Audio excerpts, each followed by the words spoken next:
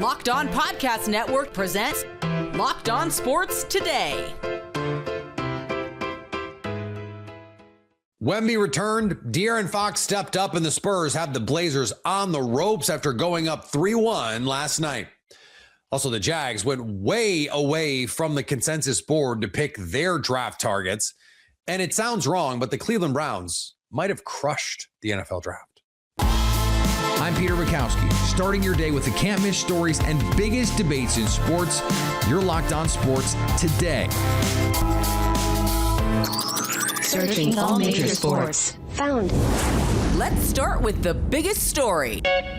Victor Wembanyama didn't dazzle in his return, but his defense helped lift the Spurs past the Blazers in Game 4. Locked On Spurs postcast hosts Casey Vieira and Devin Brown react to San Antonio's win that all but sends Portland packing early. All right, so everybody was as we know, everybody was on Wemby watch going into this game because of the concussion. Of course, missed Game 3. We found out about an hour before tip-off that he got the green light and he was good to go. But being completely honest, in the first half, he looked like someone who 5 days ago landed full force on his face. And in fairness, I hadn't played basketball in 2 weeks. Yeah, right. Or in fairness to him, though, I would say just about everybody wearing silver and black out there for San Antonio looked like a collective, well, put it bluntly, disaster. Mm-hmm. They went in a stretch through the middle of the first quarter into the second where they had 7 points over a 10-minute span. 2 runs for Portland in the middle of the second quarter, one of 21-7 and then one of 13-0, has them up by as many as 19 in the second quarter. Ultimately, it's down to a 17-point game at half. The Spurs only shoot 32% from the field in the first half, and they get outscored in transition 24-1. Wemby is only hitting 4 of his 12 shots at that point, and you're thinking, okay, maybe they're content packing it up, going home with the split. Well, they go into the break, and it was quite the contrary in the fullest of effect because right off the rip, they go out in an 11-0 run to get right back within puncher's distance. Champagny, Fox, Devin Vassell all hitting some threes. Vassell had 9 points in the third quarter. An extended run, the run extended to 23-4. Fox, a big reason why of the many successes that he had in the second half. Ultimately, San Antonio pulls even at 74-74 through 3 quarters of play. Then this is why the headline is going to belong to De'Aaron to start the day. Because after Castle and Wemby hook up 3 quick alley-oops, so to speak, to get the offense going, to put them in control, go up by 6. De'Aaron catches a heater where he scores 8 unanswered points. The Spurs go up by double digits, and they don't look away from there. Ultimately, he scores 11 in the fourth quarter, and the final ledger reads a 114-93 victory. So the Spurs go from 19 down to 21 up. Fox, a big reason why. 28, 6, and 7, 11 in the fourth quarter. Victor with 27, 11 rebounds, 7 blocks, and 4 steals. Stephon Castle, he had 16. Check this out. San Antonio today is the first team in playoff history to be down by 15 and ultimately win the game by 15 plus. But the most important number above all else, 3-1 in favor of the Spurs. Yeah, absolutely. So, when we look at the whole dynamic of a Game 4, if you're Portland, you came out, you did what you were supposed to do. But what you ran into was a San Antonio team that is starting to find their way a little bit. And I know 62 wins and blah, blah, blah, big Game 3. But you're starting to see them, and like we talked about, Casey, we've been talking about this all year, is you got to have about 5, 6, and you want to get it up to 10. You want to win all these games a different way, and tonight was that way. So when you talk about how the Spurs started off the game, it was very slow. Third quarter is where I think they just put their stamp on the game, led by De'Aaron Fox. I know, Vassell and Juju hit a couple of big threes, but De'Aaron was great tonight. Imposing his will, getting in there. But, one of the main things that I want to talk about, Casey, and I want to get your thoughts on this. I think when you go first half, I'm talking to you first half. Okay.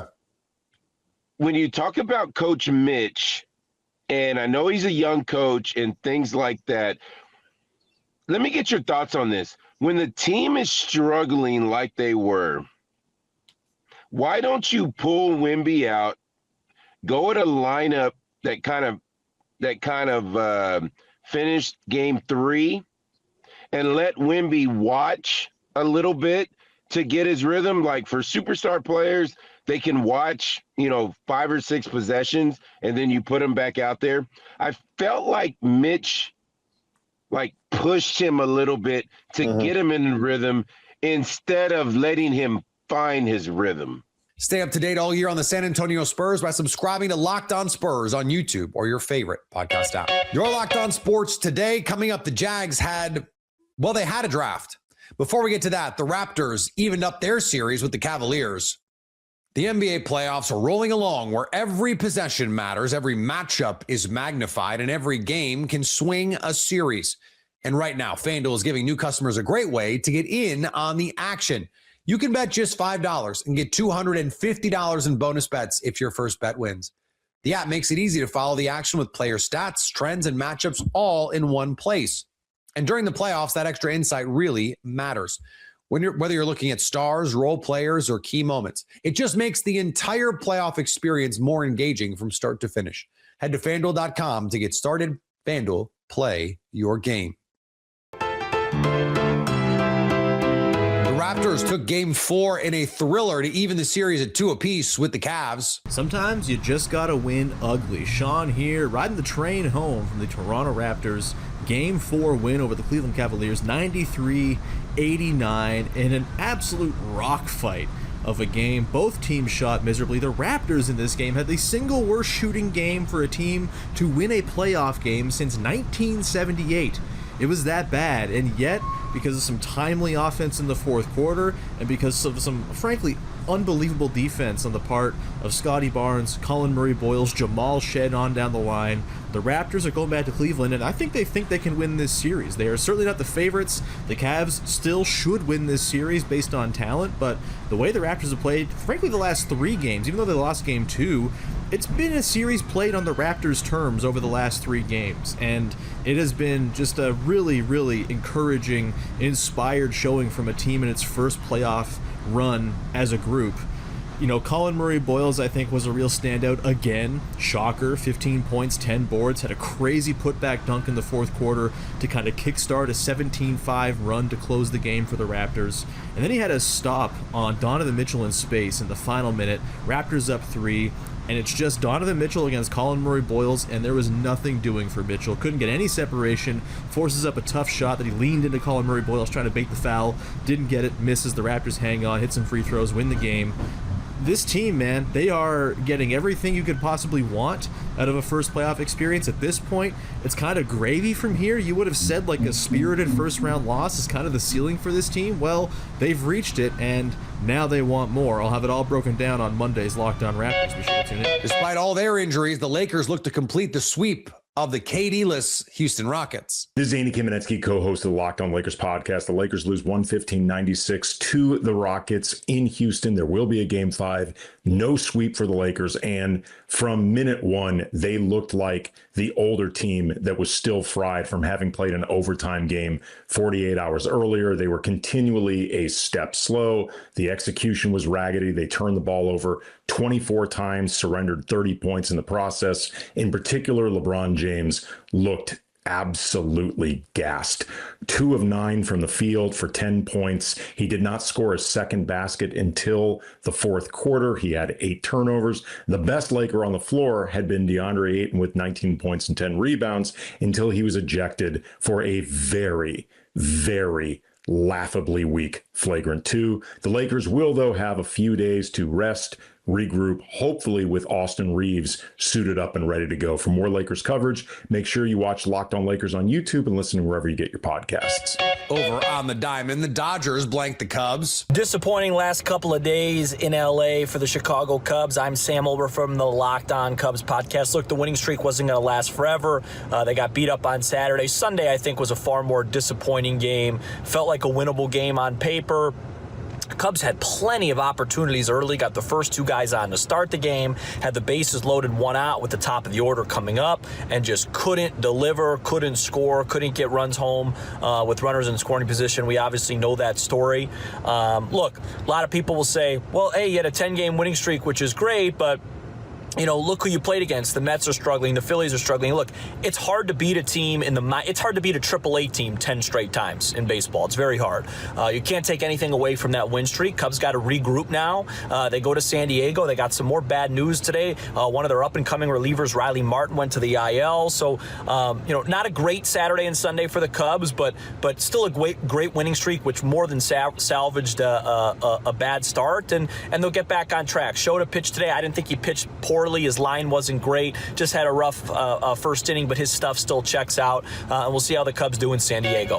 The Lightning had an incredible fight with the Canadiens in Game 4. Most back and forth series in the Stanley Cup playoffs so far continues to be the most back and forth series in the Stanley Cup playoffs as Montreal and Tampa battle it out in Game 4. Tampa takes the win at the Bell Center by a score of 3-2. Montreal had the first 2 multi-goal lead in the series for either of these teams in this game. Tampa Bay rallies back. They end up winning the game in regulation. Another first in this one. Cole Caulfield gets his first. But look, the story of this one for me is that the Montreal Canadiens had a very similar incident happen to them in Game 4 last year against the Washington Capitals. That was a series at that point that they trailed 2-1 in the series, where Tom Wilson lays out Alex Carrier at center ice.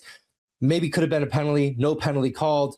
Capitals score, the game and series effectively ended at that point. Similarly, in this one, Crozier lines up Slavkovsky at center ice, knocks him down, not out, but he did end up coming back. And from that point on, it was 2-0 Montreal at that point. From that point, Tampa was the better team, and they ended up winning this game. Canadians got into some penalty trouble. Their power play clicked, but look, this was going to always go the distance. It always feels like this one was going to go 7, and we're headed there. It's a best of 3 now with the series shifting back to Tampa Bay. The Jaguars didn't have a first-round pick, but they found a way to shock the world anyway with their confusing selections. Locked On NFL host Tyler Rowland and Louis DiBiase discuss how Jacksonville's draft could make the Jags look like the smartest team in the room, but it could also leave them with egg on their face as well, which would be really bad in the Florida Heat.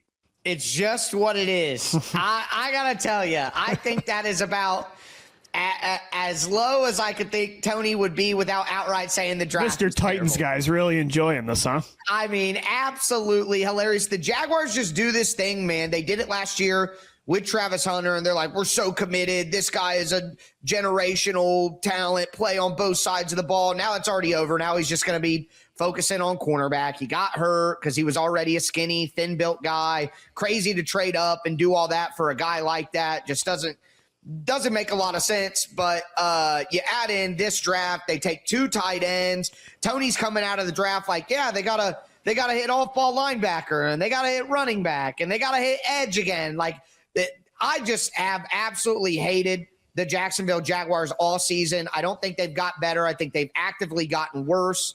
They focused on bringing back some of their guys, but they lost some guys as well. I don't like the draft. Didn't like the free agency haul. I think that Jacksonville is one of those teams that they flipped it around quick last year. They got a little high on their own supply this all season. Like, they knew what they were doing. They got it all figured out. They got a little complacent, and they didn't get any better. So I'm just looking at Jacksonville like, this draft is terrible. I didn't like their free agent haul. I could see them having a pretty good regression coming up this year.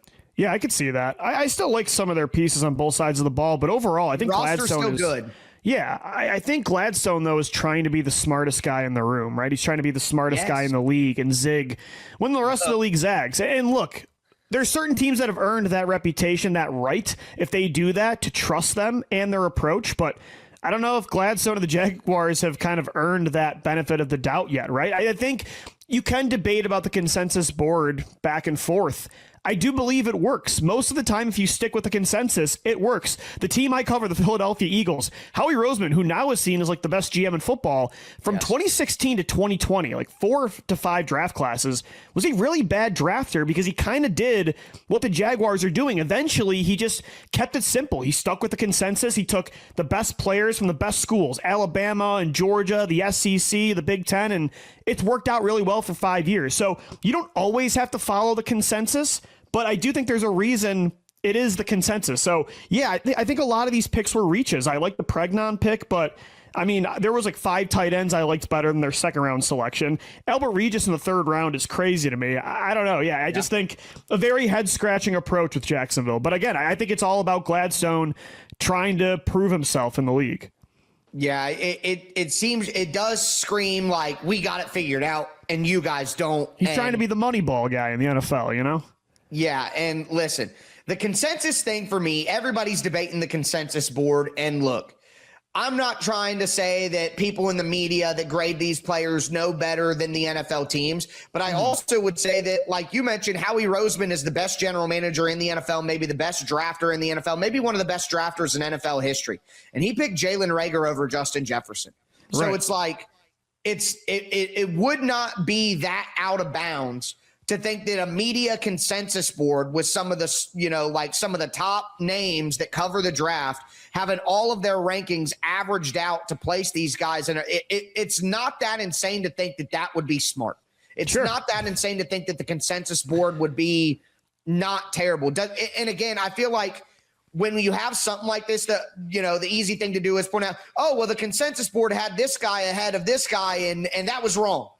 Well, again, Howie Roseman picked Jalen Reagor over Justin Jefferson. That was wrong. That was real stupid. That was against the consensus, by the way. Yeah, and he's the best general manager in the NFL. So it's like the point is one miss or one bad miss even doesn't mean that you're bad. You have to look at the totality. And when you do the research on the consensus board and teams that reach based on it and teams that get value based on it and get steals, it does more often than not show that the consensus board is a good way to look at these things. So it's like, does that mean that Jacksonville is going to whiff on all these picks and everyone's right for dogging them? No, their players could be good. Borkashire could turn out to be an excellent tight end, like all that. But it is, with no doubt, going against the grain. It is zagging when everyone else is zigging. There is no way to explain this Jaguars draft class without using some of those terms. Consensus board or not, this is going against the grain for Jacksonville. And when you do that, like the Rams taking quarterback at 13, when you go against the board in that way, like when you take David Bailey and you don't bring him in on a visit when he's had, incidents in the past, you leave yourself open for criticism. That is risk taking. And the draft, in my opinion, is about risk minimization is what that's why you take guys from big schools. That's why you have athletic thresholds like arm length, 3-cone, short shuttle for certain positions. That's what is to minimize the risk of the pick missing. So Jacksonville took a massively high risk approach to their draft. So didn't the Rams. And that is why I look at them and say, maybe it works, but I'm going to call you a loser for the time. Sure. Stay up to date all year on the Jacksonville Jaguars by subscribing to Locked On Jags on your favorite podcast app. Coming up, the Browns had a really good draft. The Browns had a really good draft. The Cleveland Browns had a memorable weekend in Pittsburgh at the NFL draft, securing 4 players once projected as first-round talents. Locked On Browns host Spencer German asks, is Andrew Berry building a contender for years to come? All right, let's not go crazy, but here's Spencer. Depth was the key on day 3 of the draft for Cleveland. Also, I told you they'd be adding a 4th quarterback. And the Browns had a clear goal this weekend. And by all accounts, I think Andrew Berry nailed it. We get to all that, but first, that last part of this conversation is where I want to start, because I think going into the NFL draft, if I had a vision for the direction this thing would go, for how they would use their resources in this NFL draft, it would be some combination of addressing the team's biggest needs. That box, I think, was checked. We'll get into the details. Adding some future draft capital for 2027 to give yourself some flexibility to potentially move up and down the board, whatever that might look like. They didn't do that on the higher end of things. They didn't add any day 1 or 2 picks, but they did create a little bit of flexibility for themselves. I highlight some key areas of the defense that also you want to try to replenish. And then I think fill out the roster from a depth standpoint. And by bringing in a class of 10 total players, the Browns did just about all those things going into draft weekend. I guess you could throw adding a quarterback into the mix because they did do that as well. If you think that if you subscribe to the idea that until you know you have a franchise quarterback, you should always be taking bites at the apple. And they did that in drafting Taylor Green. I'm going to talk more specifically about Taylor Green coming up because I do think there's some interesting things that the Browns can maybe to try to do with him beyond just playing the quarterback position. But as far as this draft is concerned, I think that this weekend was a roaring success for Andrew Berry. I'm not really a grades guy. I don't like sitting here and telling you one day after the draft or the night after the draft that, hey, you know what? Andrew Berry gets an A+ for all the guys that he drafted. Because in retrospect, a draft isn't graded in the moments after it's completed. A draft is graded over time when we're able to look back and say, how did this class turn out? And obviously based off of last year, Andrew Berry knocked last year's draft out of the park without question in terms of the players that he added, the contributions even in year one, and in what looks like guys who are going to be cornerstone players for years to come here in Cleveland. That was maybe and in retrospect, that was maybe the main goal with this draft, was adding talent that you felt like could be pivotal to the team turning itself around and getting the offense back on track and repeating a lot of what you did last year in terms of filling out a roster with cornerstone players. And again, I can't fully grade if that's exactly what's going to happen here until we see them hit the field. But I do think from a standpoint of navigating the draft and strategically trying to find the right value on players, I think Andrew Berry played all his cards correctly, frankly, this weekend. And finally, pick number 69 has seen more action than... All right, well, I don't need to finish that one, but you get the idea. It started with the Giants. Then it went to Houston in a trade for Jackson Dart. That was at last year's draft. Got flipped to Buffalo for a move up to take Keelan Rutledge. Then immediately shipped to Tennessee so they could grab Keldrick Falk. And then sent to Chicago so the Bears could move up for Anthony Hill Jr. The pick ended up being Stanford's Sam Roush, which feels fitting for number 69, given he was one of about 69 tight ends taken in this draft. Nice, I guess. Coming up, who are some of the other major winners of this year's NFL draft? So at least until tomorrow, stay locked on sports today. Locked On Podcast Network presents Locked On Sports Today.